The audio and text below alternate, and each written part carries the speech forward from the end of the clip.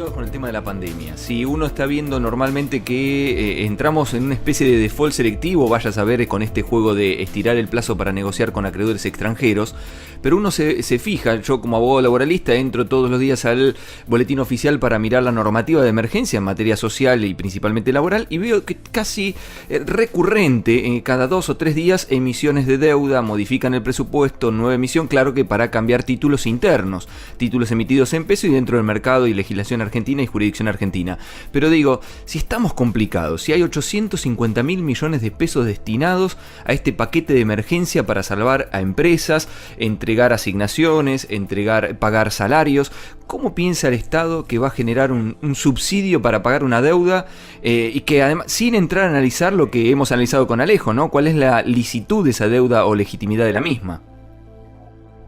Sí, esto ha sido dicho con toda objetividad. Escúchame, no sabemos qué va a pasar mañana con la pandemia del coronavirus y estamos negociando deuda con un horizonte a 15 y 17 años, hasta el año 2047. Es una contradicción abierta, es firmar una hipótesis que no tiene base, porque cuando vos decís capacidad de pago, la capacidad de pago se entiende con un programa de pagos cumplible. ¿Y dónde está la capacidad de pago demostrada de los acuerdos? No solamente no se entrega nunca, porque todavía estamos esperando el del megacanje 2005, del 2010, nunca hay demostración de capacidad de repago. ¿Por qué?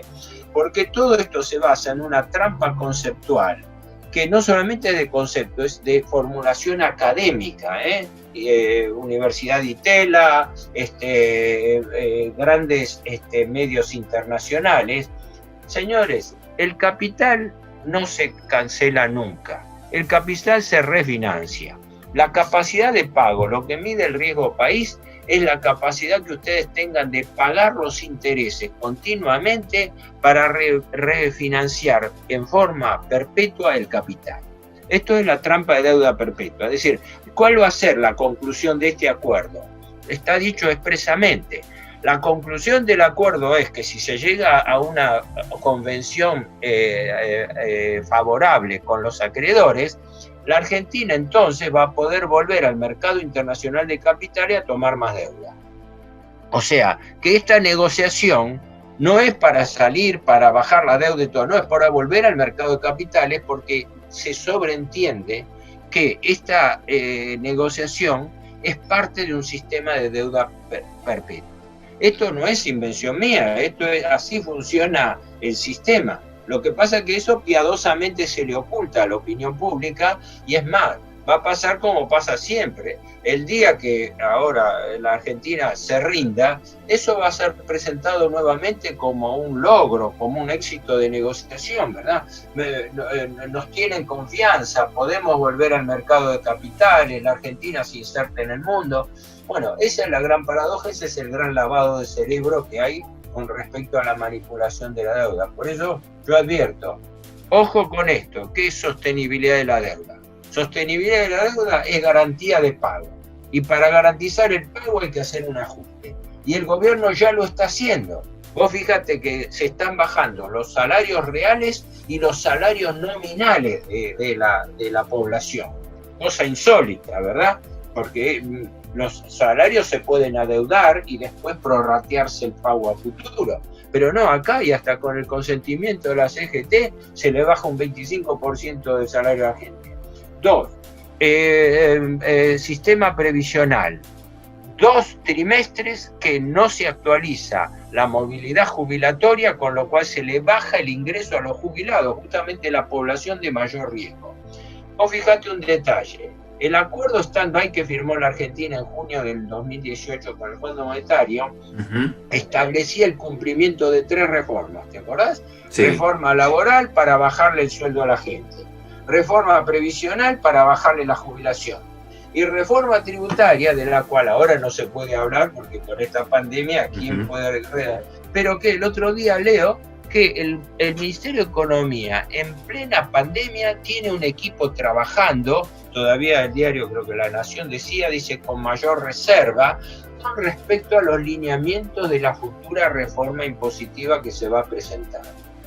Caramba, me parece que no estamos para pensar en una reforma impositiva en plena tormenta, ¿viste? Cuando vos estás con la tormenta encima, ¿qué vas a estar pensando? Sí, la Argentina tiene que hacer una reforma impositiva equitativa, pero esta es la oportunidad de hacerlo, quiere decir que ahí está cumpliendo exigencias. Y lo último, si ves por razones de tiempo tuya, acá estamos hablando de un conjunto de actores que son los acreedores privados, pero falta ver al principal y el más grande acreedor individual, que a la vez es auditor del resto de los acreedores, que es el Fondo Monetario. ¿Quién, cómo le va a pagar para empezar a devolverle los 44.000 millones de dólares que el Fondo Monetario le prestó a Macri como salvataje de su política destructiva de endeudamiento? ¿No?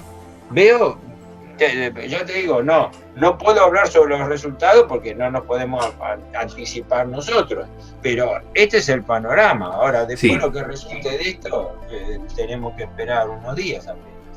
El panorama es bastante complicado y sombrío, y lo decíamos en el editorial en el día de hoy, ante la crisis que estamos viviendo, esto del coronavirus, la pandemia, que está mostrando las deficiencias estructurales que tiene nuestro propio país, ¿no? No pega a todos igual, decíamos, el virus, esto que pareció ser un virus que lo traían la gente adinerada, o por lo menos la que podía viajar hacia afuera, hoy estamos viendo que quien va a padecer son los que padecen estructuralmente nuestro propio sistema, que es la gente más vulnerable. Y si uno tiene que decir en crisis, ¿quién paga la crisis? Bueno, deberá pagar la crisis quien mejor esté en condiciones de afrontar, y los más vulnerados en consecuencia recibir lo que necesiten recibir. Ahora, si vemos este panorama de deuda, si vemos que en plena pandemia seguimos con el tema de la deuda, a ver cómo hacemos para cumplir y quedar bien con todos, bueno, va a ser imposible, porque el ajuste siempre va a terminar recayendo en los de siempre. Sí, permíteme un colofón con respecto a esto. Yo digo que acá se cumple un silogismo inexorable y terrible para la Argentina.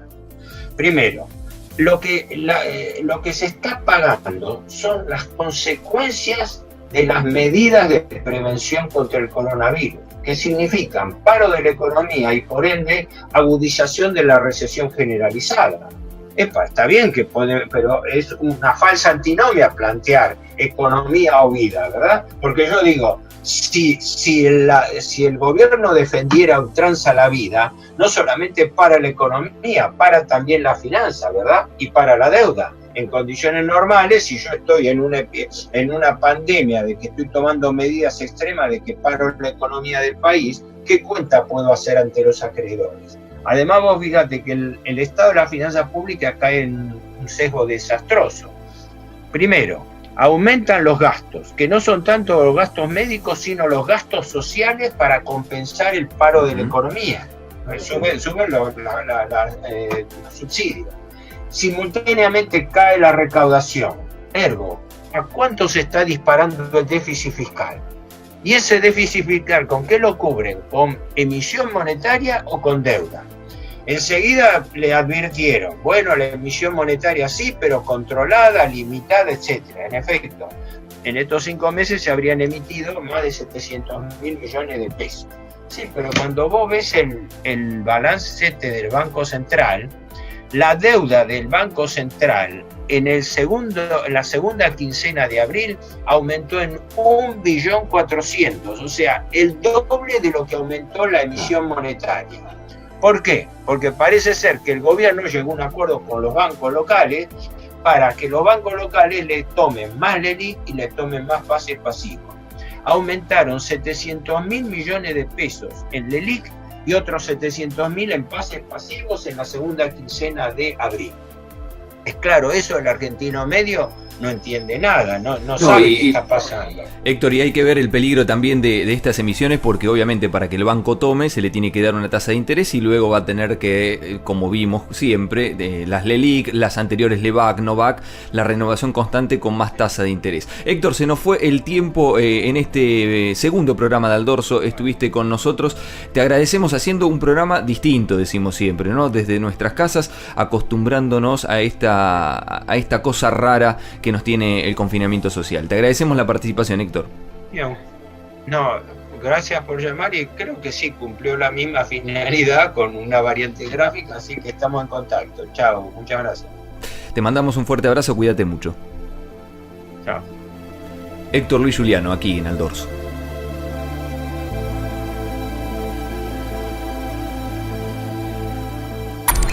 Deuda. Al Dorso.